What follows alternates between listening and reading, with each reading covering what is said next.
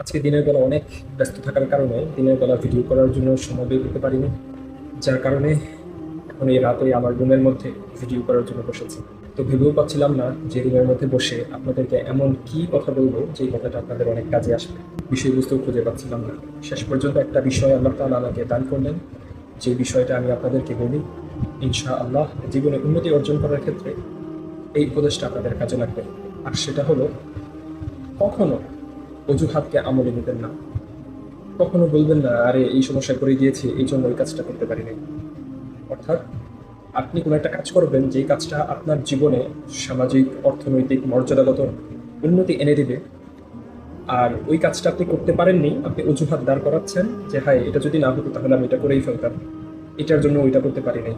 এরকম অজুহাত দাঁড় করানো থেকে বিরত থাকুন। মানুষের জীবনে অনেক সমস্যা আসে, কিন্তু বেশিরভাগ সমস্যাকে আমরা যদি চাই আল্লাহ তাআলার রহমতে সেগুলোকে আমরা ওভারকাম করতে পারি, কিন্তু আমরা আমাদের ভিতরে থাকা অলসতার কারণে সেগুলোকে ওভারকামই করতে চাই না।